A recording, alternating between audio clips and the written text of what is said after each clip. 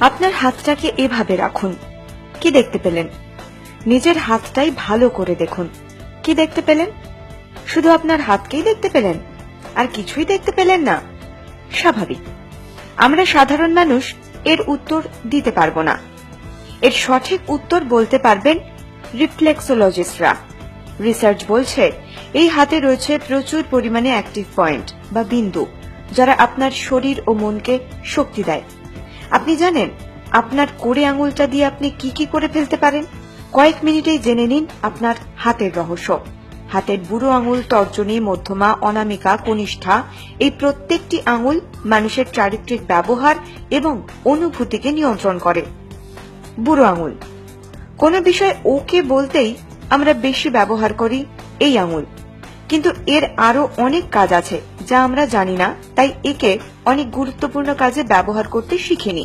উদ্বেগ ও মাথা ব্যথা হচ্ছে কোনো বিষয় নিয়ে, যখনই মনে হবে কোনো বিষয় নিয়ে আপনি নার্ভাস হয়ে গিয়েছেন ও মাথা ধরে গিয়েছে, কিংবা অন্য কোনো বিষয় নিয়ে আপনি খুব চিন্তিত ও টেনশন হচ্ছে, আপনার হাতের বুড়ো আঙুলটিকে অন্য হাত দিয়ে গোল করে চেপে ধরুন 5 মিনিটের জন্য। হালকাভাবেই ধরে থাকবেন।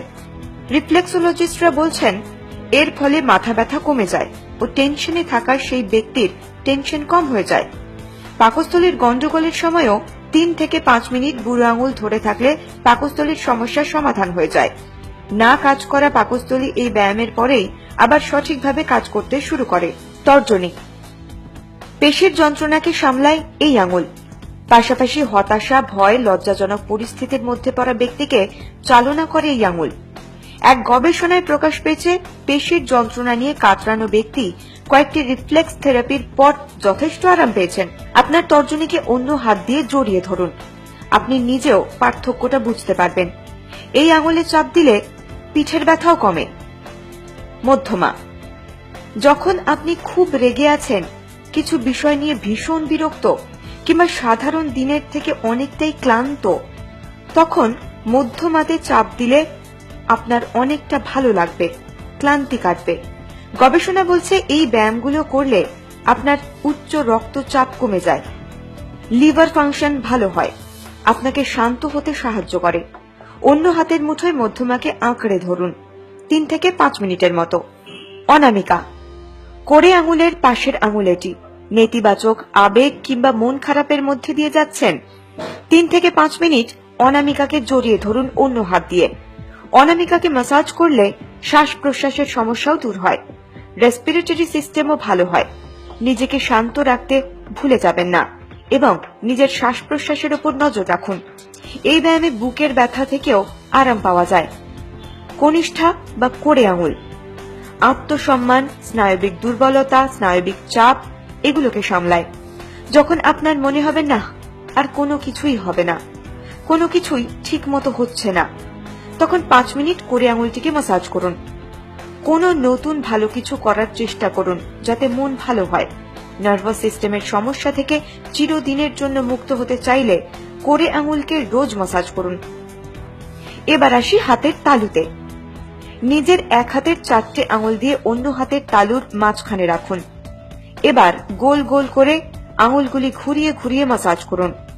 ম্যাসাজ করতে করতেই বড় বড় করে 3 বার বুক ভরে শ্বাস নিন ও শ্বাস ছাড়ুন।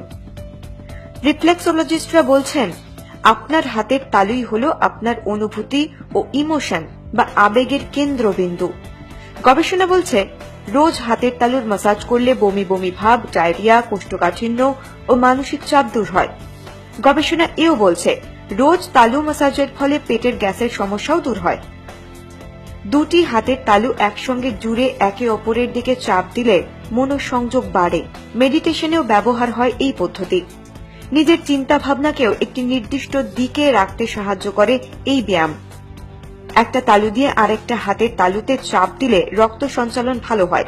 বুড়ো আঙুল সামান্য ফাঁকা রেখে বাকি আঙুল জোড়া করে নমস্কার করার মতো করে হাতের তালুকে রাখলে মাথায় আসা ভাবনা চিন্তা পরিষ্কার হয়। হৃৎপিণ্ড, কিডনি, ইন্টেস্টাইন বা অন্ত্র ভালোভাবে কাজ করে। সূর্য মুদ্রা। এই পদ্ধতিটি শরীরের পাচন ক্রিয়া ও মেটাবলিজমকে ঠিক করে। যাদের লো ব্লাড প্রেশারের সমস্যা আছে এবং হজমেরও সমস্যা আছে তারা এই মুদ্রাটি প্র্যাকটিস করেন, ভালো ফল পান। আপনি কি এই ব্যায়ামগুলো করার চেষ্টা করে দেখেছেন? যদি না করে থাকেন তাহলে আজ থেকেই শুরু করে দিন। শরীরের অনেক সমস্যা ম্যাজিকের মতো গায়েব হয়ে যাবে। সুস্থ থাকবেন। কলকাতা 24/7।